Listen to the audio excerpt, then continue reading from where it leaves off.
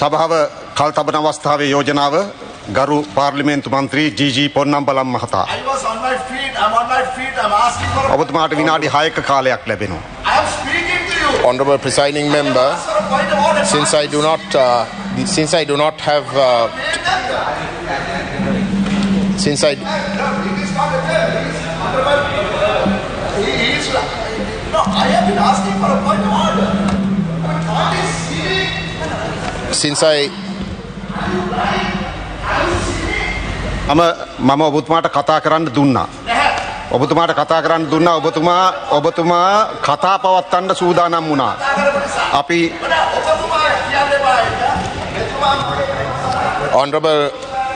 Honorable presiding member, under the Land Settlements Ordinance by Gazette notification bearing number 2430/2025 dated the 28th of March 2025, settlement notices totaling 7 in number for the districts of Jaffna, Mullaitivu, Kilinochchi and Mana, covering more than 5,000, close upon 6,000 acres, has been published. The said notifications attempt to take over land including beaches, lakes, cart lanes and cemeteries, lands that was used by the Tamil people from time immemorial as rest communes, and convert them into state land.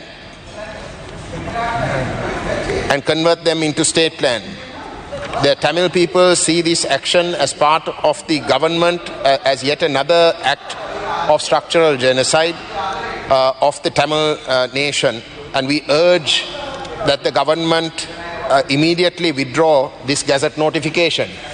Honorable presiding member, I ask that the whole motion be included in the gazette. I don't want to read the whole motion since you have only given me 6 minutes. I'm the proposer and you have only given me 6 minutes.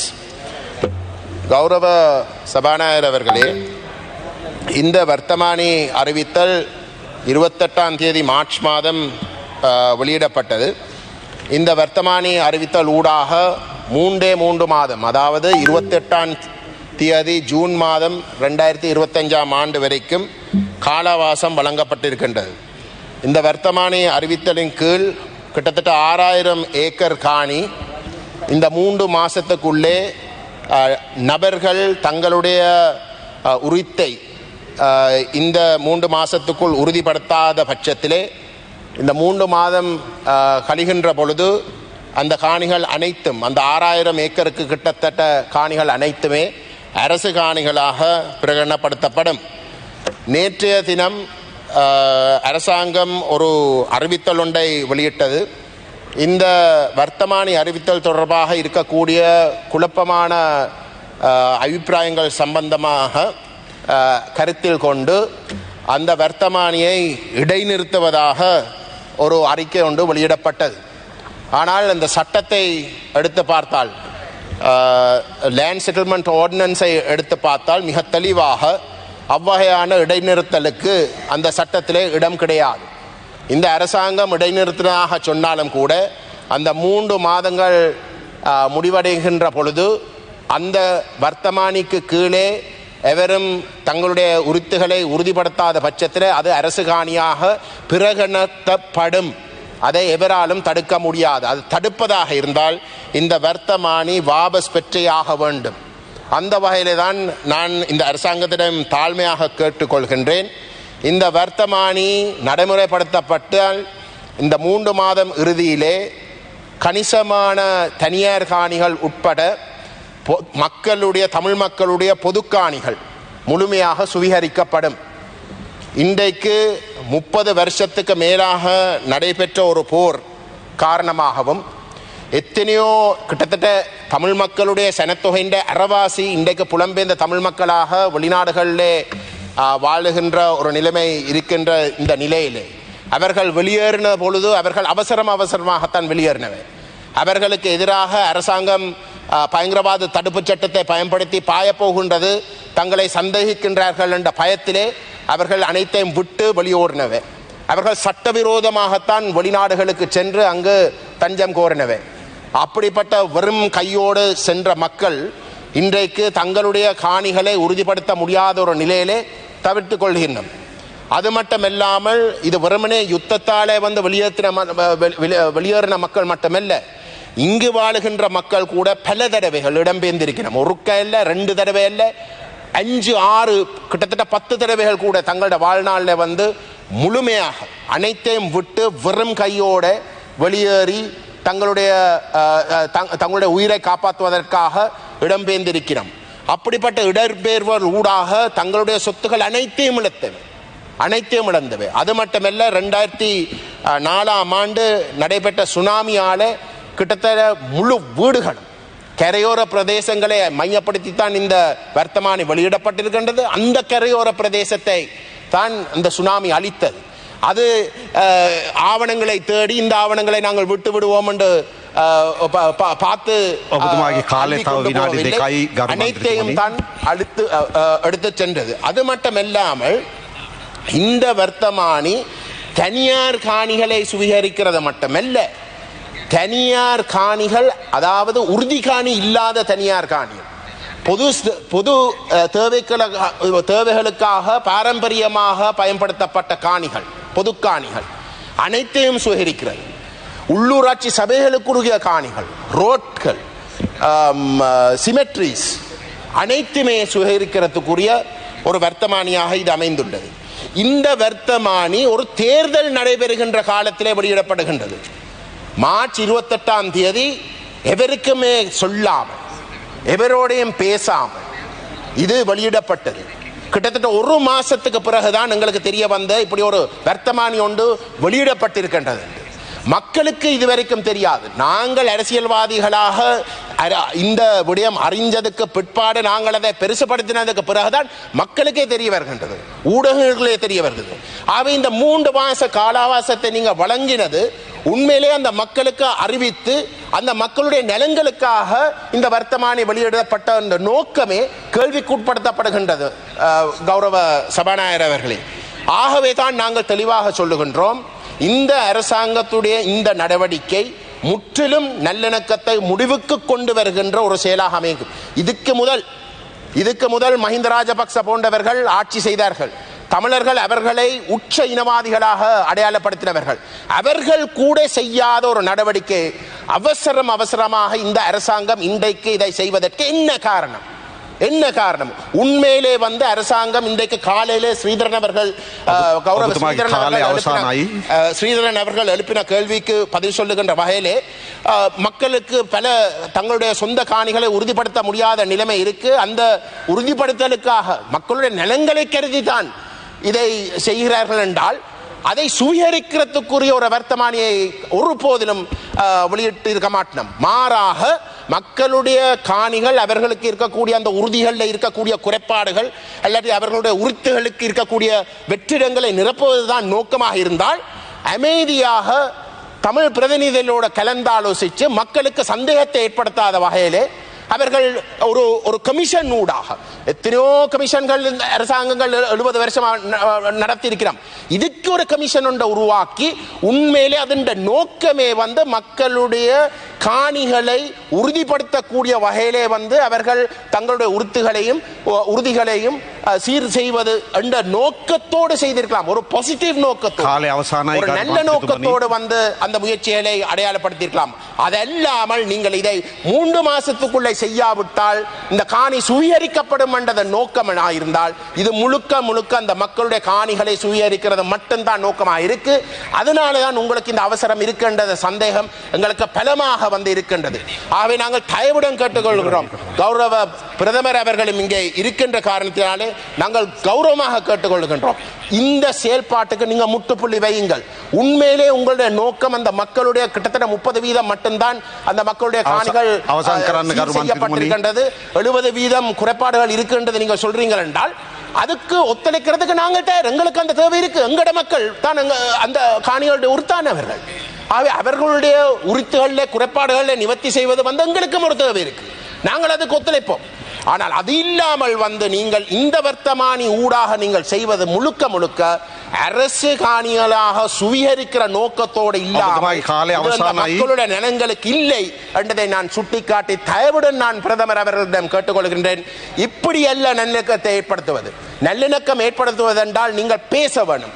பேசி ஒரு இணக்கப்பாட்டின் அடிப்படையில் தான் இந்த விடயங்கள் முன்கொண்டு போகணும். காணி என்றது எங்களுடைய இனப்பிரச்சனையுடைய அடிப்படை பிரச்சனை. அதுதான் மூல காரணமாக இருந்திருக்கு. எங்களுடைய வடகிழக்கு நிலப்பரப்பிலே தமிழ் மக்களுடைய காணிகள் முற்றுமுழுதாக சுவீகரிக்கப்பட்டு குடியேற்றங்கள், சிங்கள குடியேற்றங்கள் நடந்தது தான் வரலாறு. ஆகவே அப்படிப்பட்ட ஒரு வரலாறு இருக்கின்ற இடத்திலே இப்படிப்பட்ட ஒரு வர்த்தமானி என்றது அதை இன்னும் சந்தேகத்தை அதிகமாக கூட்டுகின்றதே தவிர அதை குறைக்க போறது இல்லை. அந்த வகையில நான் தயவுடன் கேட்டுக்கொள்கின்றேன், இந்த அரசாங்கம் இந்த வர்த்தமானியை வாபஸ் பெற்று ஒரு சரியான முறையிலே ஒரு பேச்சுவார்த்தை ஊடாக அனைத்து தரப்புகளும் இணங்கக்கூடிய வகையிலே இந்த விடயங்களை கையாள வேண்டும் என்று கேட்டுக்கொள்ள விரும்புகின்றேன். ගරු එස් ශ්‍රීධරන් මන්ත්‍රීතුමා ඔබතුමාට විනාඩි 3ක කාලයක් ලැබෙනවා. கௌரவ தலைமை தாங்கும் உறுப்பினர் அவர்களே, இந்த கௌரவ கஜேந்திரகுமார் அவர்களால் கொண்டு வரப்பட்ட இந்த ஒத்துழைப்பு வேலை பிரேரணையை நான் வழிமொழிகிறேன். மிக முக்கியமாக கடந்த மார்ச் மாதம் 28ஆம் தேதி கொண்டு வரப்பட்ட இந்த வர்த்தமானி அறிவித்தல் தமிழ் மக்களுடைய உரிமைகளை, அவர்களுடைய காணி பரப்புகளை பறிப்பதற்கான ஒரு செயல் என்பதை நான் காலையும் அமைச்சர் KD லால்காந்த அவர்களுக்கு நான் குறிப்பிட்டிருந்தேன்.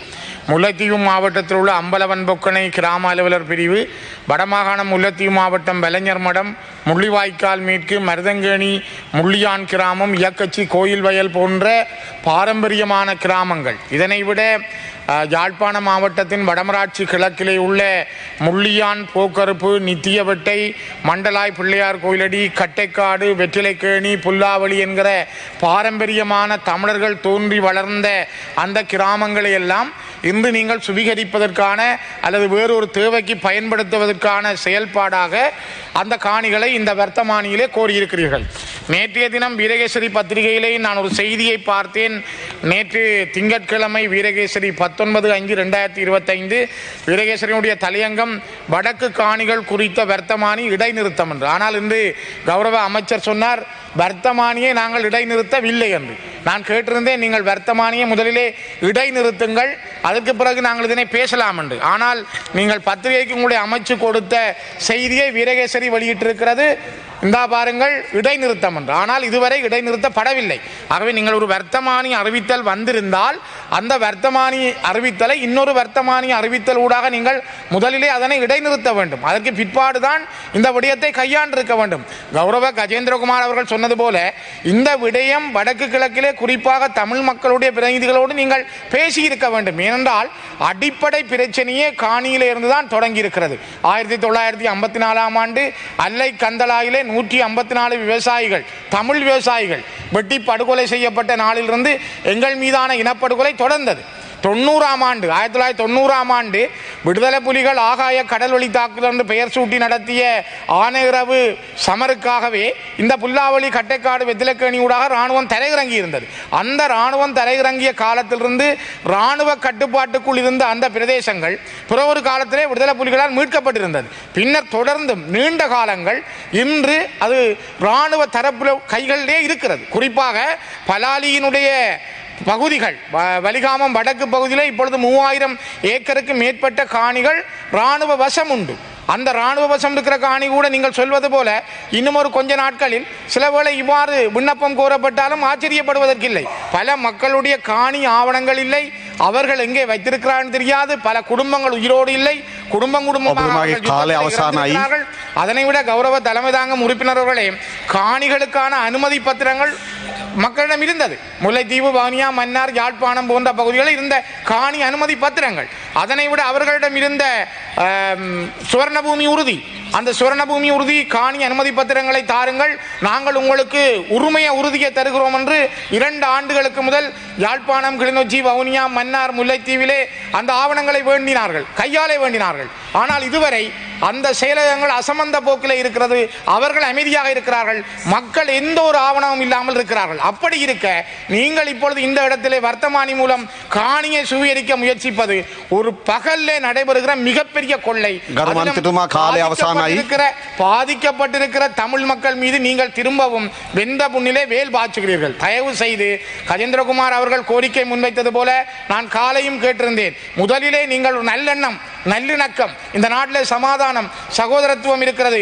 நீங்கள் ஒரு புரிதலோடு நல்லிணக்கத்தை கட்டியெழுப்ப விரும்புகிறீர்கள் என்றால் இந்த வர்த்தமானியை மீளப் பெறுங்கள். அதற்கு பின்னர் பேசுவோம். பேசி அதற்குரிய வழிமுறையை காணலாம். ஆகவே வர்த்தமானி மீளப்பெறுதலே இதற்கான முதல் தீர்வு என்பதை நான் மீண்டும் வலியுறுத்துகிறேன். தயவு செய்து அதனை செய்யுங்கள்.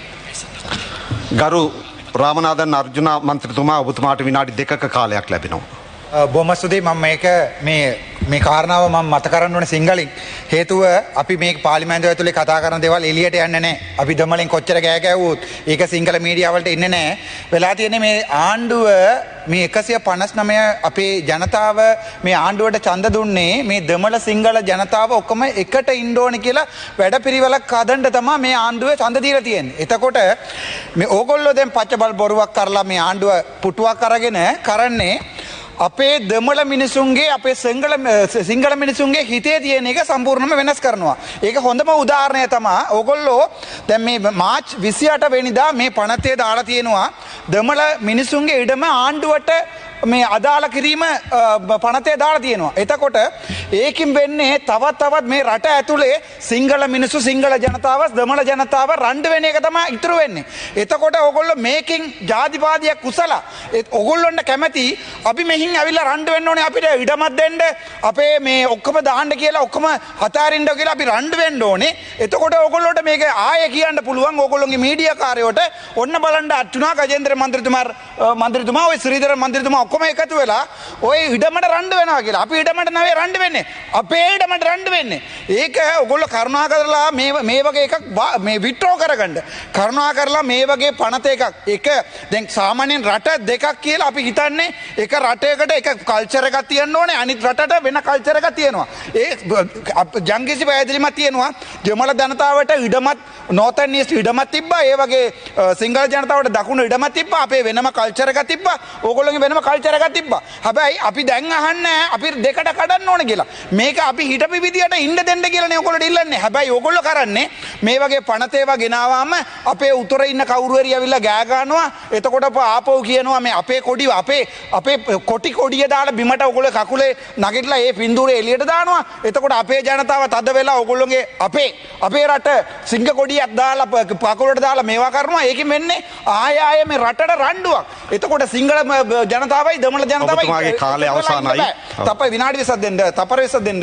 එතකොට අපි ඉල්ලින් කරන්නේ මේ වගේ ඒවල්. දැන් අපි මේ පැත්තට හිටපු හැමෝටම බැන්නේ මොකද්ද? අපේ රටේ ඇතුළේ ජාතිවාදී ආය උත්සාහ කරලා ජාතිවාදී හදලා අපේ රට දෙකට බෙදුවා කියලා. දැන් ඕගොල්ලෝට කැමති මේ වගේ පනතයක් ගැන දානකොට අපි තුන් දෙනාම නැගිටලා ගෑ ගන්නවා. එතකොට ඕගොල්ලෝට කියන බම උත්තර ඉන්න මිනිස්සු ආයෙ ඉඩමක් ඉල්ලනවා කියලා. ඒගොල්ලෝ ආයෙ දෙමළෙවිලා මිල්ලනවා කියලා ආපහු ඕගොල්ලෝගේ 159 තියාගන්න හදන. ඒක කරන්න එපා. මේක සිංහලෙන් අනිවාර්යෙන් මම කියන්නේ අපිට කැමති නෑ මේ රට දෙකට බෙදා ගන්න. හැබැයි මේ වගේ පනත ඒවා ගේනකොට අපිටත් කතා කරලා අපිටත් පොඩ්ඩක් අහුම්කම් දීලා අපිට මේ වගේ ඒවල් පුළුවන් තරම් අපිටත් එක්ක සාකච්ඡා කරලා මේක කරන්න කියලා ඉල්ලන්නේ. මේක ඕගොල්ලෝ තනි කර පොලිටික්ස් වලින් කරන්නේ. එතකොට ඕගොල්ලෝගේ සුමන්දරන් ඕගොල්ලෝ මේ MSC දෙකක් දීලා සුමන්දරන් මන්ත්‍රීතුමාව දාලා තියෙනවා. එතකොට එයා ප්‍රසිද්ධම දානවා ඔන්න දෙමළ මිනිස්සුන්ගේ ඉඩම යනවා කියලා. එතකොට උත්තරේ කරු මන්ත්‍රීතුමා කාලේ අවසానයි ඔබතුමාගේ. එතකොට උත්තරේ ඉන්න මිනිස්සු හිතන්නේ ඔය සිංහල ආණ්ඩුව ආපහු අපිට බාධාව කරන්න යනවා කියලා. අපි ආපහු ඒ රටට පාරට බයිනවා. ආපහු ඊට පස්සේ ඕගොල්ලෝ 100ට කරනවා. මේ තව පනතයක් දානවා. ඒ නිසා කරුණා කරලා අපිට මේ වගේ ඒවා විත්‍රෝ කරගන්න. කරුණා කරලා මේ වගේ විත්‍රෝ කරලා අපිට එක්ක සාකච්ඡාවට අවිල්ලා ඊට පස්සේ ඒක ඕන එකක් දාගන්න. අපිටත් කැමති ඕගොල්ලෝට සහයෝගයක් දෙන්න. කරුණා කරලා මේක අපි ඉල්ලන්නේ. කරුණා කරලා මේ වගේ පනතයක් ආයේ විත්‍රෝ කරන්න කියලා ඉල්ලන්නේ. thank you. ගරු වෛද්‍ය ශ්‍රී භවානන්ද රාජා මන්ත්‍රීතුමා ඔබතුමාට විනාඩි 3ක කාලයක් ලැබෙනවා. Yes. கௌரவ சவாராயர் அவர்களே, அண்மையில் வெளியிடப்பட்ட இந்த காணிகள் தொடர்பான எமது மாகாணத்தில் உள்ள காணிகள் தொடர்பான இந்த வர்த்தமானி அறிவித்தல் எமது மக்கள் மத்தியில் ஒரு தவறான கருத்துகள் மற்றும் ஒரு பயத்தை ஏற்படுத்தி இருந்தது. காரணம், அந்த காணிகள் கபலீகரம் செய்யப்படுவதாக கூறப்பட்டிருந்தது. ஆனால் உண்மையில் அப்படியானது அல்ல. இந்த காணி உரிமையாளர்களை இனங்கண்டு அவர்களுக்கு இந்த காணிகளை உரித்தாக கொடுப்பதுதான் இதன் முக்கிய நோக்கம் என்பதை நான் இங்கு தெரிவித்துக் கொள்ள விரும்புகின்றேன். எக்காரணம் கொண்டும் இந்த அரசு இந்த காணிகளை கையகப்படுத்த மாட்டோம் என்பதை நான் இங்கே உறுதியாக சொல்லிக்கொள்ள விரும்புகின்றேன்.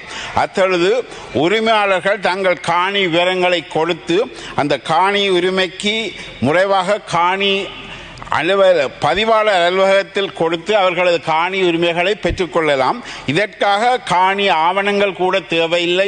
அந்த காணிகள் அவர்கள் வீடு கட்டியிருந்தால் அல்லது விவசாயம் செய்திருந்தால் அந்த காணிகளை உபயோகப்படுத்தி இருந்தால் அந்த விவரங்களை மட்டும் கொடுத்தால் போதும். உதாரணமாக போராட்ட காலம் அல்லது சுனாமி காலத்திலே அவர்கள் தங்களுடைய பதிவுகள் ஆவணங்களை துளைத்திருந்தால் கூட அல்லது மீள கொடுத்திருந்தால் கூட அந்த விவரங்களை கொடுத்து அந்த காணிகளை அவர்கள் தங்கள் காணி அலுவலர்களில் பதிவு செய்து கொள்ளலாம். அதே போல உரிமையாளர்கள் வெளிநாட்டில் இருப்பார்களா இருந்தால் அங்கீகரிக்கப்பட்ட வழக்கறிஞர் மூலமாகவும் அதனை தெரியப்படுத்தி பெற்றுக்கொள்ளலாம். அத்துடன் எமது இந்த காணி உரிமையாளர்களை இனங்கண்ட பின்பு இருக்கின்ற அரச காணிகள் எமது பகுதிகளிலே முதலிட இருக்கின்ற எமது புலம்பெயர் தமிழ் மக்களுக்கு யாராவதுக்கு அந்த காணிகள் கேட்டிருக்கிறார்கள் தங்களது தொழிற்சாலைகள் முதலீடுகளை ஆரம்பிப்பதற்காக. எனவே அவர்களுக்காக வழங்குவதற்குத்தான் நாங்கள் அதை வழங்குவோம் மொழிய வேறு ஒருவருக்கு அந்த காணிகளை நாங்கள் வழங்க மாட்டோம் என்று உறுதி கூறுகிறோம். அத்துடன் இந்த பணிகள் இப்பொழுது தற்காலிகமாக இடைநிறுத்தி வைக்கப்பட்டுள்ளன. அடுத்த டிடிசி மீட்டிங்கிலே எமது சக பாராளுமன்ற உறுப்பினர்கள் அனைவர்களின் ஒத்துழைப்போடுதான் மேலதிக நடவடிக்கையை நாங்கள் நடத்த தீர்மானித்திருப்பதால் எனவே இது கொடுத்து யாரும் அச்சப்பட தேவையில்லை. இந்த காணிகள் உண்மையாக அந்த உரிமையாளர்களுக்கு ஒரு நன்மையான விடயமாகவே அமையும். அத்துடன் இந்த காணிகள் மூலம் அநேகர் பயன்பெறுவதற்கும் வழிவகுக்கும். எனவே இந்த வர்த்தமானி அறிவித்தலானது ஒரு தவறான புரிதலை மக்கள் மத்தியில் ஏற்படுத்தி இருக்கிறது. எனவே நாங்கள் அடுத்த டிடிசி மீட்டிங்கில் அந்தந்த மாவட்டங்களுக்குரிய அரசாங்க மற்றும் எதிர்க்கட்சி பாராளுமன்ற உறுப்பினர்களின் உதவியோடு ஒரு சரியான முடிவை எடுத்துத்தான் நாங்கள் இதற்குரிய நடவடிக்கை எடுப்போம் என்பதை நான் இங்கு உறுதியாக கூறிக்கொள்ள விரும்புகின்றேன். நன்றி. ගරු නිසාම් කාර්යපර් මන්ත්‍රතුමා ඔබතුමාට විනාඩි 2ක කාලයක් ලැබුණා. கௌரவ பாராளுமன்ற உறுப்பினர் எதிர்க்கட்சியிலிருந்து சொன்ன விடயம் முற்றான தவறான விடயம். ஏனென்றால் லேண்ட் செட்டில்மெண்ட் ஆர்டினன்ஸுக்கு கீழே கிளைம் வெறுமனே நான் அங்கே இருந்து கடிதம் கொடுத்து எடுக்க முடியாது. தவறாக இந்த சபையை வழி நடத்த வேண்டாம். சட்டபூர்வமாக அதனுடைய உரிமையை நீங்கள் நிலைநாட்டாவிட்டால் அவருக்கு தெரியாமல் இருக்கலாம். செக்ஷன் 5(1) கீழே it will be declared as state land. ஆகவே நீங்கள் இதை பிழையாக நடத்தவான இது மிக பாரதூரமான விடயம். நான் அவசரமாக ஒரு விடயத்தை சிங்களத்தில் சொல்ல வேண்டும். அதிராஜ்யவாதීන් විසින් මෙරට පුරවැසියන්ගේ ඉඩම් උදුරාගෙන දේපල එක්සත් රාජධානිය රැජිනගේ අයිතියට ලබා දීම සඳහා ගෙන පනත අද මේ රටේ දෙමළ ජනතාවගේ ඉඩම් අත්පත් කර ගැනීමට භාවිතා කිරීම අපි සම්පූර්ණයෙන් වෙලා දකිනවා. මුලතිව් දිස්ත්‍රික්කයේ අදාළ ඉඩම් ප්‍රදේශයේ සංවර්ධන කටයුතු සඳහා භාවිතා කිරීමට අවශ්‍යතාව තියෙනවා. රජයේ ඉඩම් තියෙනවා. එතකොට රජයේ ඉඩම් වල වෙන කවුරුද ඉන්නවනම් ඉවත් කරන්න ස්ටේට් ලෑන්ඩ් රිකවරි පොසෙෂන් ඇක්ට් එක තියෙනවා. මාස 3 ඉවත් කරන්න පුළුවන්. ඊට අමතරව ප්‍රයිවට් ලෑන්ඩ්ස් අත්පත් කරගන්න ඕන නම් ලෑන්ඩ් ඇක්විසිෂන් ඇක්ට් එක යටතේ අත්පත් කරගෙන ඔවුන්ට වන්දි ලබා දෙන්න පුළුවන්. මේ ඔක්කොම අතහැරලා මේ පරණ තිබුණු අධිරාජ්‍යවාදී යටතේ පනත යටතේ මේ ඉඩම් අත්පත් කරගන්නේ මේ ඔබතුමාලා කරපු වැඩක් නෙවෙයි. අවුරුදු 2කට ඉස්සෙල්ලා ඉස්සර හිටපු රජයේ නිලධාරීන් විසින් කරපු දේවල් පිළිබඳ කිසිම අවබෝධයක් නැතුව තමයි ඔයගොල්ලෝ මේ ගෙනලා තියන්නේ. தயவு செய்து செய்ய வேண்டாம். என்னென்றால் நீங்க நினைக்கிறவாறு இது சாதாரண விடயம் கிடையாது. இன்றைக்கு முல்லைத்தீவு, நாளைக்கு தீகவாப்பி, அதுக்கு அடுத்தது அம்பாறை, அதுக்கு அடுத்தது யாழ்ப்பாணம் என்று இது தொடர்ச்சியாக போகும். லேண்ட் செட்டில்மெண்ட் ஆர்டினன்ஸ் கிழித்தெறிய வேண்டிய ஒரு சட்டம். லேண்ட் செட்டில்மெண்ட் ஆர்டினன்ஸ் அங்கே இருக்கின்ற அந்த மகாராணிக்கு இந்த நாட்டில் உள்ள காணிகளை எடுத்து கொடுப்பதற்காக கொண்டு வந்த ஒரு சட்டம். அதில் மாறி வருகின்றது. ஏதாவது லேண்ட் அக்விசிஷன் லேண்ட் செட்டில்மெண்ட் ஆர்டினன்ஸுக்கு கீழே ஒரு பிரதேசத்தை விஷயத்தை அவர்கள் பிரகடனப்படுத்தி விட்டால் அதில் யாராவது ஒருவருக்கு சட்டபூர்வமான உரிமை இருக்கின்றது என்பதை நிலைநாட்ட முடியாமல் போய்விட்டால் முழு காணியும் அரசாங்கத்துக்கு சொந்தமாகிவிடும். ஏனென்றால் அந்த நாளையில் உள்ள வெள்ளக்காரனுக்கு அதை தேவைப்பட்டதை ஒழிய இந்த நாளையில் அது தேவைப்படவில்லை. லேண்ட் அக்விசிஷன் ஆக்ட் இருக்கின்றது, இதன் கீழே செய்ய வேண்டும். தயவு செய்து அங்கே இதை இடைநிறுத்துவதற்கு எந்த ப்ரொவிஷன்ஸும் இல்லை. Please revoke this gazette notification. There are no other way we can get out of it. Thank you. ගරු බිමල් රත්නායක අමාත්‍යතුමා ඔබතුමාට විනාඩි 3ක කාලයක් ලැබෙනවා. ගරු සභාපතිතුමනි, ගරු පොන්නම්බල මන්ත්‍රීතුමා ඉදිරිපත් කළ තිබෙන කල්තැබීම් යෝජනාව සම්බන්ධව කරුණු කිහිපයක් ඉතා ඉක්මනින් කියන්න කැමතියි. පළවෙනි කරුණ තමයි ගරු සභාපතිතුමනි, අපි ආණ්ඩුවක් විදියට අපිට කිසිසේත්ම ජනතාවට අයිති ඉඩම් රජයට පවර ගැනීමේ කිසිම අවශ්‍යතාවයක් නැහැ. ඒ ඔප්පු වෙනවා මැතිවරණ කාලෙකම මේක ගැසට් කිරීම තුලින්. මොකද මැතිවරණ කාලෙක මේක ගැසට් කරාම අපිට යම්කිසි ජාතිවාදී අරමුණක් තිබුණා නම් ඒක අපිට අවාසී කියන එක අපිට දැනෙන්න ඕනනේ. දැන් ඔබතුමාලා මේක මැතිවරණදී ටිකක් පාවිච්චි කරා. ඔබතුමාද මම දන්නේ නැහැ, නම් අපි දන්නවා ඒක. ඒ නිසා අපිට කිසිම එහෙම අරමුණක් තිබුණේ නැහැ කියන එක මම කියන්න ඕන. ඒ නිසා දෙවෙනි කරුණ තමයි ගරු සභාපතිතුමනි, අපි ඊටාම නිහතමානීව මම හැමදාම මේ පාර්ලිමේන්තුව කියලා තිබෙනවා උතුරේට හරි කොහේ හරි තිබෙන ඒ පැරණි දෙමළ දේශපාලන පක්ෂ තිබෙනවා. ඒවට ඒ යම්කිසි හිස්ටොරිකල් මේක තියෙනවා. නමුත් ඒ අතර අපි පිළිගත යුතු සත්‍යයක් තිබෙනවා. අද උතුරු පළාතෙත් බොහෝ පළාත්වල ලංකාවේ ජනතාව දෙමළ මුස්ලිම් සිංහල ભેදයෙන් තොරව අපට ජාතික ජන බලවේගයට විශාල බලයක් දීලා තිබෙනවා. ඒ නිසා එසේ බලයක් දීලා යාපනයේ දිස්ත්‍රික්කයෙන් මන්ත්‍රීවරු 3 දෙනෙක් පත් කළ තිබෙන වෙලාවකදී අපි කුමටද ගරු සභාපතිතුමනි මේ ඉඩම් වන්නේ දිස්ත්‍රික්කයේ අපි මන්ත්‍රීවරු පත් කළ තිබෙද්දී අපි කුමටද එම දිස්ත්‍රික්කවල ඉඩම් අරගෙන වෙන කාට හරි දෙන්නේ? ඇයි අපි වෙන කණ්ඩායමක් කොහෙන් හරි ගලලා පදිංචි කරන්නේ? මේක කලින්ට අදාළව තර්කේ හරි. අනිත් එක තමයි මේක උතුරු පළාත විතර නෙමෙයි මුළු ලංකාවටම අදාළව මේ පළාත් 9ටම මේක තියෙන්නේ. නිසා මම ඉතාම පැහැදිලි කරන්නේ මේ රාජපක්ෂලා කාලේ මේක හිතන කාර්යය ඔබතුමාලා සැකයෙන් බැලුව එක පිළිගන්න. දැන් ඇයි සැකයෙන් බලන්නේ? අපිට උතුර ජනතාව ජනවරමක් දීලා තියෙන්නේ. අපි ඇයි ඔවුන් උතුරේ හෝ දකුණේ හෝ අපි ඇයි ඔවුන්ගේ ඉඩම් වෙන කාටවත් දෙන්නේ? අපි තමිල්නාඩුවෙන් ගෙනල්ලා ඇමරිකාවෙන් ගෙනල්ලා පදිංචි කරන්න හිතන්නේ. ඉතින් ඒ නිසා මේ පනතේ තියෙන නීත්‍යානුකූල තත්ත්වය ගත්තත් මම හිතන්නේ මේක මිනිස්සුන්ට ඉඩම් දෙන්නයි මේක තියෙන ක්‍රමවේදය. නමුත් මම පිළිගන්නවා මේකට වඩා වෙනත් අනපනක් තිබෙනවා නම් ඉදිරියේදී මම හිතන්නේ ඔබතුමාලා සාකච්ඡා තුලින් කරගන්න පුළුවන් වෙයි. අවසාන වශයෙන් මම කියන්න කැමතියි ගරු සභාපතිතුමනි මන්ත්‍රීතුමාලගේ අවධානයට මේක සම්පූර්ණයෙන්ම උතුරු පළාතට පමණ නෙවෙයි ලංකාවටම තිබෙන්නේ. ඒ වගේම අපි කියන්න කැමති ශ්‍රීධරන් මන්ත්‍රීතුමා කිව්වා අම්බලම් පොක්කනේ ගැන මුල්ලි වයිකාලවල අමූදමායි මේ තියෙන අම්බලම් පොක්කනේ වට්ටාරමත් අපි ජාතික ජන බලවේගයේ මේ ප්‍රාදේශ සභා ඡන්දෙ දින්නා. ඒකත් අපි ජයග්‍රහයි. ඒතර අපි ඇයි ඒ ඉඩම් වල මිනිස්සුන්ට හානියක් කරන්නේ? මම කියන්නේ ට්‍රූලි මම අවංකව කියන්නේ. අපිට එහෙම කිසිම අදහසක් නැහැ. කරුණාකරලා රාජපක්ෂලා රනිල්ල දිහා බලපු කෝණෙන් අපි දිහා බලන්න එපා. අපිත් එක්ක කෝපරේට් පුළුවන් තරම් කෝපරේට් විදිහට වැඩ කරන්න. පොලිටික්ස් වලදී ඡන්ද දී වෙනස් වුණාට කමන්නේ. අවසාන වශයෙන් මම කියන්න කැමතියි අපි කැබිනට් මණ්ඩලයේ එකඟතාවයක් ඇවිල්ලා තිබෙනවා ගරු සභාපතිතුමනි.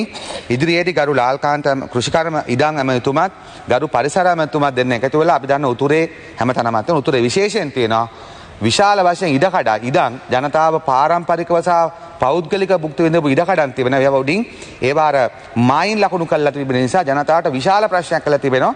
ඔවුන් වගා කරපු ඉඩම් උට නැති වෙලා තිබෙනවා. ඒ නිසා ඉදිරියේදී ඉදිරි කෙටි කාලෙකදී කැබිනට් මණ්ඩලයට ජොයින්ට් කැබිනට් පේපර් එකක් ඉදිරිපත් කරනවා ඉඩම් ඇමතුතුමාත් පරිසර ඇමතුතුමාත් ඒවා පිළිබඳව විශේෂ කමිටු එකක් පත් කරලා සොයා බලලා ඒවයිනුත් උපරිම ප්‍රමාණයක් ජනතාවට ලබා දෙන්න. ඒ නිසා කිසිදු ජාතිවාදී අරමුණක් නැහැ. ගරු ජනාධිපතිතුමාගේ පසුගිය දා කතා වැහුණා මම හිතන්නේ ඔබතුමාට තේරෙනවා අපි ප්‍රතිපත්තිමය වශයෙන් කොපමණ දින්න එක නමුත් අපි තා පැහැදිලි කරන්න කැමති රටේ සියලුම ජනතාවට අපි සාධාරණව සමානව සලකනවා. ඒක තමයි මට කියන්න තියෙන්නේ.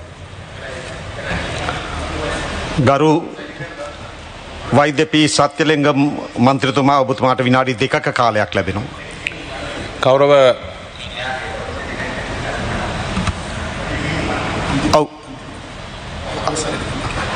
ගරු මන්ත්‍රීතුමා අපි අවසානයට කතා කරමුද? கௌரவ தலைமை தாங்கும் உறுப்பினர் அவர்களே, கஜேந்திரகுமார் பொன்னம்பலம் அவர்கள் கொண்டு வந்த இந்த பிரேரணையை நான் ஆதரிக்கின்றேன். இவ்வாறு தான் 2014ஆம் ஆண்டு எங்களுடைய பிரதேசத்திலே வன இலாகா அல்லது இந்த கடந்த 2014 இருந்த அரசாங்கம் மக்களுடைய காணிகளையும் சேர்த்து வனமாக கசட் நோட்டிஃபிகேஷனில் பிரேரணப்படுத்தியது. அதில் ஒரு பகுதி காணி கசட் பண்ணப்பட்டு இப்போது விடுவிக்கப்பட்டிருக்கிறது. ஆனால் அங்கே வன இலாகாவில் இருக்கிற மக்கள் வேறு செய்கிற உத்தியோகத்தர்களுக்கு நாளாந்த கடமைகளையே செய்ய முடியாத நேரத்தில் கசட் பண்ணுறதும் கசட் பண்ணுறதும் ஒரு தேவையில்லாத வேலை. இப்போ நான் உங்களிடம் தயவாக கேட்டுக்கொள்வது என்னன்னு சொன்னால், இப்போது இடம்பெயர்ந்த மக்கள் இந்தியாவில் இருக்கிறார்கள், வெளிநாடுகளில் இருக்கிறார்கள், இப்போது வர முடியாத சூழலில் இருக்கிறார்கள். அவர்களுடைய பல உரித்து காணிகள், உறுதியுள்ள காணிகள் இப்போதும் வன இலாகான்னு வன இலாகாக்கு சொந்தமான காணி என அடையாளப்படுத்தப்பட்டிருக்கிறது. எதிர்வருங்காலத்திலும் வனம் சம்பந்தமான ஒரு கசட் நோட்டிஃபிகேஷன் வருவதற்கான ஏற்பாடுகள் நடைபெற்றுக் கொண்டிருப்பதாக நான் அறிகிறேன். ஆனபடியினால் தயவு செய்து மீண்டும் ஒரு குழப்பத்தை ஏற்படுத்தாமல், ஏற்கனவே எங்களுடைய பாராளுமன்ற உறுப்பினர்கள் ப்ரொப்போஸ் பண்ணதை போல மக்களுக்கு ஒரு கால அவகாசத்தை வழங்கி அவர்கள் தங்களுடைய காணிகள் வன இலாகாக்கு சொந்தமான காணிகளாக பிரகடனப்படுத்தப்பட்ட காணிகள், இப்போது பிரகடனப்படுத்தப்பட இருக்கின்ற காணிகள் சம்பந்தமாக தீர விசாரித்து அந்த மக்களுடைய காணிகளை உறுதிப்படுத்தி அது வன இலாகாக்கு சொந்தமான உண்மையான காணிகள் என்ற ஒரு உறுதிப்பாட்டை எடுத்த பின்பு இந்த கசட் நோட்டிஃபிகேஷனை கொண்டு வர வேணும். அல்லது நிச்சயமாக தொடர்ந்தும் இந்த பிரச்சனை போகும். ஆனபடியினால தயவு செய்து வன இலாகாவால் கையகப்படுத்தப்பட்ட காணிகளை விடுவிப்பதற்கு நடவடிக்கை எடுப்பதோடு அந்த மக்களுக்கு ஒரு நம்பிக்கை வரக்கூடிய வகையிலே பல குளங்கள் வன இலாகாவால் கையகப்படுத்தப்பட்டிருக்கிறது. மக்கள் பரம்பரையாக செய்த காணிகள், வரம்புகள் இருக்கின்ற காணிகள் வன இலாகாவால் கையகப்படுத்தப்பட்டிருக்கின்றது. குடியிருப்பு காணிகள் கையகப்படுத்தப்பட்டிருக்கின்றது. எங்கள் வனம் என்று சொல்லப்படுகின்ற பகுதியில் மாமரம், பிலாமரம், தென்னை நிற்கிறது. இலங்கை காடுகளில் இந்த மரங்கள் இல்லை. ஆனபடியினால் அந்த மக்கள் வாழ்ந்த பிரதேசங்களை அவர்களுக்கு மீண்டும் வழங்க நடவடிக்கை எடுப்பதோடு புதிதாக வனம் சம்பந்தமான ஒரு கசட் அந்த கசட் பண்ண வேண்டி இருக்கின்ற காணி மக்களுக்கு சொந்தமான காணி அல்ல என்ற உறுதிப்பாட்டை ஏற்படுத்திய பிறகுதான் கசட் பண்ண வேண்டும் என்று தயவாக கேட்டுக்கொள்கிறேன். நன்றி. ගරු රාමලිංගම් චන්ද්‍රසේකරන් අමාත්‍යතුමා ඔබතුමාට විනාඩි 3ක කාලයක් ලැබෙනවා. கௌரவ உறுப்பினர் அவர்களே, நன்றி. விசேடமாக இன்று பாராளுமன்ற உறுப்பினர் கஜேந்திரகுமார் பொன்னம்பலம் அவர்களால் கொண்டு வரப்பட்ட இந்த முன்மொழிவு என்பது மிகவும் முக்கியமானது. ஏனென்றால் இது விசேடமாக அண்மையிலும் கூட எங்களுடைய ஜனாதிபதி அனுரகுமார திசாநாயக்க அவர்கள் மிக தெளிவாக குறிப்பிட்டிருந்தார்கள். அதாவது இலங்கையில் காணி என்பது சாதாரண பிரச்சனை அல்ல. அது மாத்திரமல்ல, காணி விசேடமாக தமிழ் மக்களுக்கு காணி என்பது அவர்களுடைய வாழ்வியல். அப்போ வாழ்வியலோடு ஒன்றாக பிணைந்து இருக்கின்ற ஒன்று. அதனால் அவர்களுடைய அந்த வாழ்வியலுக்கு எந்த விதமான தீங்கினையும் ஏற்படுத்த மாட்டோம் என நாங்கள் உறுதியளிக்கின்றோம் என்று எங்களுடைய ஜனாதிபதி மிக தெளிவாக குறிப்பிட்டிருக்கிறார். அந்த வகையில் உறுப்பினர்களே, இந்த சட்டம், அதாவது இந்த கெசட் நோட்டிஃபிகேஷன் எடுத்துக்கொண்டால் நிச்சயமாக எங்களுக்கு எல்லோருக்குமே தெரியுமே, அதாவது எங்களுடைய காணிகளை நிர்ணயம் செய்து கொள்ள வேண்டிய தேவை இருக்கின்றது. இதற்கு நாங்கள் நினைக்கின்ற இதில் தமிழ், சிங்கள, முஸ்லிம் உறுப்பினர்கள் என்ற வேறுபாடு இல்லாமல் அனைவரும் ஒரு இணக்கப்பாட்டுக்கு வரக்கூடிய ஒன்று. ஏனென்றால் விசேடமாக இன்றைக்கு எங்களுக்கு எல்லோருக்குமே தெரியும், இன்றைக்கு மாத்திரமல்ல விசேடமாக 1931ஆம் ஆண்டு இந்த காணி தொடர்பான பிணக்குகள் தீர்ப்பதற்கான நிர்ணய சபை ஒன்று நிர்மாணிக்கப்பட்டு அதனூடாக இந்த பிரச்சனைகளை தீர்க்க வேண்டும் என்கின்ற ஒரு முடிவினை எடுக்கப்பட்டது. அதன் பிறகு எங்களுக்கு தெரியும் 1950ஆம் ஆண்டு இந்த பிரச்சனைகளை தீர்ப்பதற்கான ஒரு நிர்ணய சபையின் மூலமாக இந்த பிரச்சனைகளுக்கு ஒரு தீர்வை காண வேண்டும் என்கின்ற ஒரு முடிவும் அதே போன்று ஒரு நிர்ணயம் செய்யப்பட்டது. ஆனால் இன்று வரைக்கும் நாங்கள் திரும்பி பார்க்கின்ற பொழுது கடந்த 75 ஆண்டுகளாக இந்த பிரச்சனை தொடர்பாக தொடர்ச்சியாக இந்த பிரச்சனை இருக்குது. அந்த வகையில் இப்போது எங்களுக்கு எல்லோருக்குமே தெரியும், இங்குள்ள வடகிழக்கில் மாத்திரமல்ல நாடு முழுவதும் இருக்கின்ற காணிகளை அல்லது மக்களுக்கு சொந்தமான காணிகளா, தனியார் காணிகளா, இவைகளை சரியான முறையில் இனம் காணப்பட்டு அடையாளமிட்டப்பட்டு அதே நேரத்தில் இவைகளை நிர்ணயம் செய்து கொள்ள வேண்டிய தேவை நாட்டுக்கும் மக்களுக்கும் இருக்கின்றது.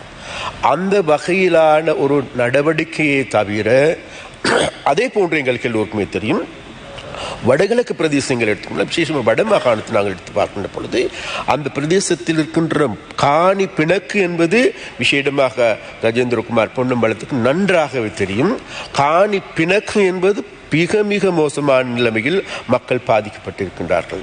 அப்ப அந்த காணி பிணக்குகளை தீர்த்து கொள்ள வேண்டிய தேவை எல்லோருக்கும் இருக்கின்றது. என்னை விட கூடுதலாக இந்த காணி பிணக்குகள் தீர்ப்பதில் விசேடமாக எங்களுடைய ஸ்ரீதரன் எம்பி அவர்கள் கூடுதலாக செயல்பட்டிருக்கிறார்.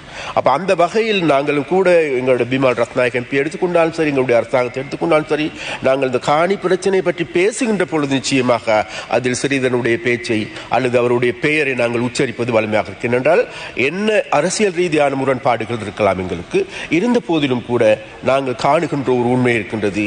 இவ்வாறான ஒரு பிணக்கு கொண்டு இருக்கின்றது. அந்த பிணக்கை தீர்க்கின்ற பொழுது சந்தேக கண் கொண்டு பார்க்கின்ற போக்கு இருக்கின்றது.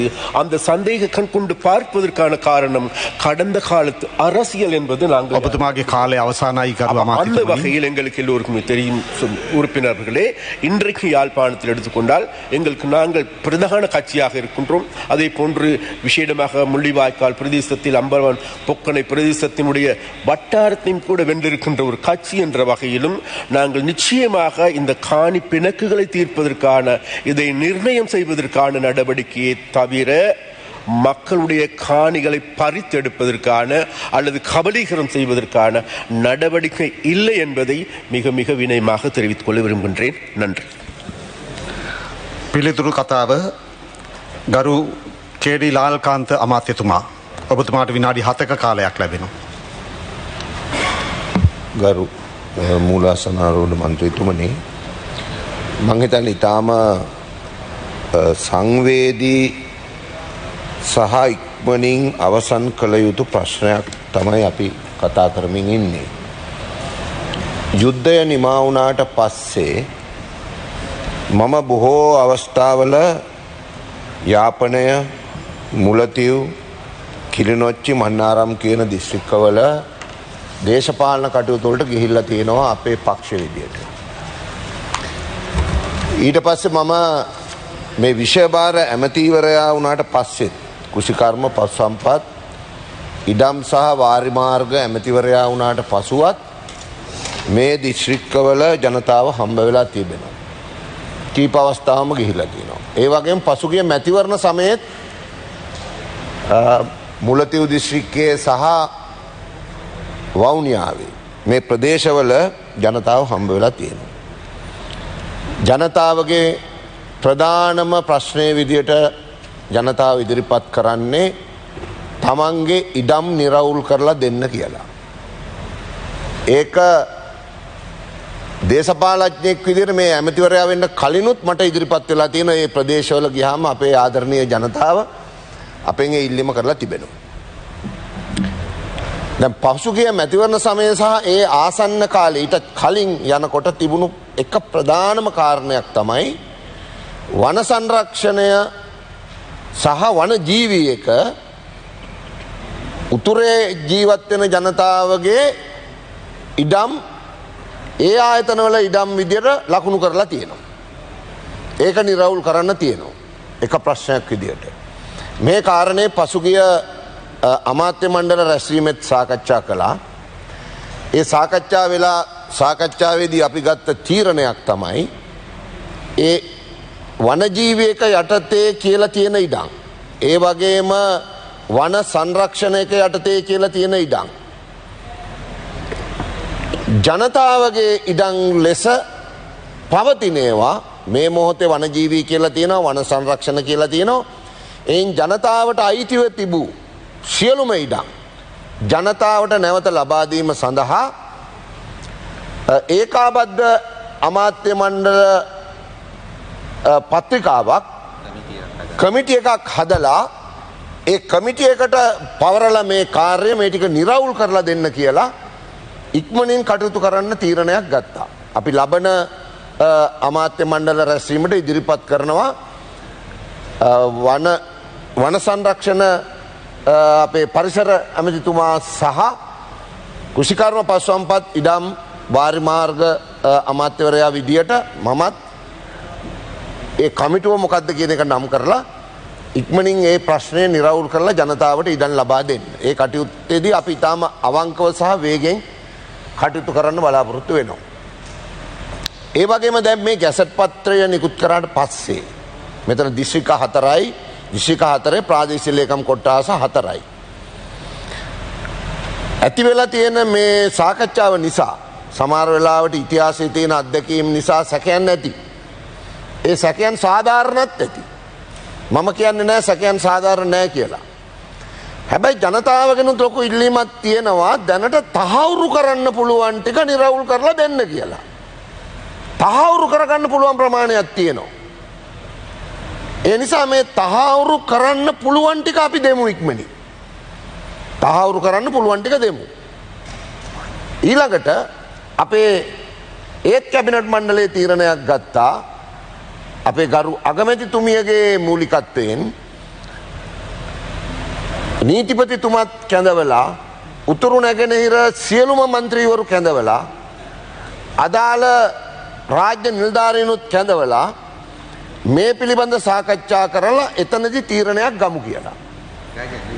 එතනදි තීරණයක් ගමු කියලා. ඒ කියන්නේ දැන් 23 වෙනිදා මම හිතන්නේ උදේ 11ට මේ පාර්ලිමේන්තුවේදීම අපේ උතුරේ මන්ත්‍රීවරු සියලුම දෙනාත් නැගෙනහිර පළාතේ මන්ත්‍රීවරු සියලුම දෙනාත් අදාළ රාජ්‍ය නිලධාරීනොත් නීතිපතිතුමත් සම්බන්ධ වෙලා මේ පිළිබඳ අපි සාකච්ඡාවක් කරගමු කියලා. ඒ සාකච්ඡාවේදී අපි අවසාන තීරණය ගමු. අපිට ඉක්මනින් ජනතාවට ඉඩම් ලබා දීමේ උවමනාවකුත් තියෙනවා. ජනතාවගේ ඉල්ලීමකුත් තියෙනවා. ජනතාවට කිසිම ආකාරයක ප්‍රශ්නයක් ගැටලුවක් ඇති නොවන විදියට ඔබතුමාලාගේ අදහස් වලට අහුම්කන් දීලා නීතිය පැත්තත් බලලා සාධාරණ විදියට ඉඩම් තහවුරු කරන්න පුළුවන් අයට ඉඩම් ලබා දීමට කඩිනමින් පියවර ගමු කියලා කිසිසේත්ම රජයට පවරා ගැනීමට බලාපොරොත්තුවක් නැහැ. මං හිතන්නේ ඒ උත්තරේ ප්‍රමාණවත්. මොකද 23 වෙනිදා මේ විශේෂ සාකච්ඡාවක් තියෙන ඔබතුමාලාටත් ඒකට දැනට මං හිතන්නේ දැනුම් දීලා ඇති. දැනුම් දුන්න නැත්නම් උන දැන් දැනුම් දුන්නා කියලා මේ පණිවිඩය ගත්තත් කමන්නේ. අගමැතිතුමිය දැනුම් දීලා තියෙනවා මම දන්න තරමින්.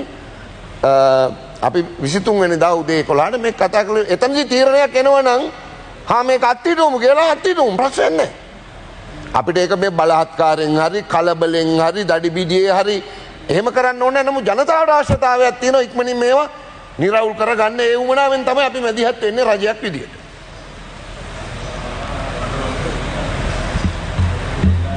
ගරු මන්ත්‍රීතුමා ඔබතුමා කෙටියෙන්ම අවසන් කරමු. නෑ මම ප්‍රශ්න ටිකක් අහන්න. විනාඩියක් පමණ. ගරු ඇමතිතුමා මගේ සිංහලෙන් මේක හරියටම කියා ගන්න බැරි වෙයි. ඉතින් මම ඉංග්‍රීසියෙන් කියන්නම්. Honorable Minister, the motives that you have just stated we have no problems with. But the law that you are trying to use has the completely opposite intention. So if your intention is actually not to pronounce as state land the lands that you have demarcated for that 6,000 acres, this is not the law to use. What we are suggesting is what you have suggested in doing with regards to wildlife and forestry. You have a committee or a commission. We will cooperate. We accept that there are severe problems with regards to land that need to be sorted out. Because of displacement, multiple displacements, because of the tsunami, people don't have documents. That has to be resolved. We will cooperate with you. But please don't use this land. I don't know who has advised you, Honorable Minister, but this land is to acquire. It is to make state land. It is to declare state land. You talk about suspending this gazette. You can't suspend it. Once a gazette is issued by the end of the 28th of June, this land will vest as state land if it's not claimed. You cannot suspend the gazette. I don't know under what legal advice you are making this position in this house. You can't do it. You have to revoke it. And I assure you, Honorable Minister, you will have our cooperation. You will have our cooperation in sorting out the problems of our people. I mean, why would we not want our people's problems to be solved? whether it is your government or any other government. But I'm telling you with utmost responsibility, this law is the wrong law that you're using. On the contrary, this law at the end of the 28th of June will declare as state land all those lands in that 6,000 odd acres that you have demarcated. I urge you to kindly withdraw this gazette. Withdraw this gazette. I assure you that all the members seated on this side of the house belonging to the northeast, the Tamil members, will cooperate with you. It is in our interest. It is in our interest to solve the land issues that has been plaguing our people because we have lost documents. We have lost documents, so we understand the issue. But this is not the way to go about it, and kindly, you are frightening us. Not even the Rajapaksas did this. This is not the way to go about it. And if you actually want to solve this problem, you should have had a word with us. You should have had a word with us. You have just given 3 months. If we did not bring this out into the open, those private citizens who are supposed to make claims would not have even known. You tell me, what is the effort you made in order to bring public awareness with regards to this gazette? If we did not make it a controversy, nobody would have known about it. Nobody would have known about it. So kindly, this is not the way to go about it. You are frightening us. You must withdraw this gazette. We will cooperate. If the intention is actually to solve the problems, you can be assured that we will cooperate. ගරු මන්ත්‍රීතුමා බොහොම ස්තුතියි ඔබතුමාගේ අදහස් දැක්වීමට. සාමාන්‍යයෙන් gazette එකක් යන්නෙම දැනුවත් කරන්න තමයි. ගැසට් එකක් යන්නෙම දැනුවත් කරන්න තමයි. දැනුවත් කිරීමටත් එක්කම තමයි ගැසට් එකක් යන්නේ. ඒ වගේම ප්‍රාදේශීය ලේකම්තුමන්ලට දිස්ත්‍රික් ලේකම්තුමාලට අදාළ දැන්වීම් යවලා තියෙනවා. මේ පිළිබඳ මම හිතන්නේ දිගින් දිගටම දැන් මෙහෙම කතා කරන එකේ තේරුම නැහැ. දැන් උත්තරයක් නේ ඕන. ඒ උත්තරය ලබා ගැනීමට 23 වෙනිදා නීතිපතිතුමත් ඔබතුමන්ලත් සියලුම දෙනා අදාළ නිලධාරීනුත් සම්බන්ධ වෙලා කමිටි එකක් තියෙන නිසා අපි ඒකෙදි තීරණයක් ගමු. කිසි ප්‍රශ්නයක් නැහැ. අපිට ඩෝසර් කරලා මොනවා හරි කරන්න යන්න කිසිම එහෙම ඕනකමක් නැහැ. ඔබතුමාලගේ අදහසුත් දැන් ඇවිල්ලා තියෙනවා. අද උදේත් අපේ മന്ത്രിතුමා ඉදිරිපත් කරා. මම ඒත් උත්තර දුන්නා. අපි කතා කරලා මේකට අවසාන උත්තරයක් ගමු. ගැසට් එක නවත්තන්න ඕන නවත්තමු අදාළ නීති ප්‍රකාරව. ඒ ක්‍රමවේදයක් අපිට හොයාගන්න පුළුවන් නේ. බැරි කමක් නැහැනේ. ඒ නිසා කිසිදු ප්‍රශ්නයක් එන්නේ නැහැ උත්තර හොයන්න බැරි. ප්‍රශ්න ආවට පස්සේ තමයි උත්තර හොයලා තියෙන්නේ. මිනිස් වර්ගයාම.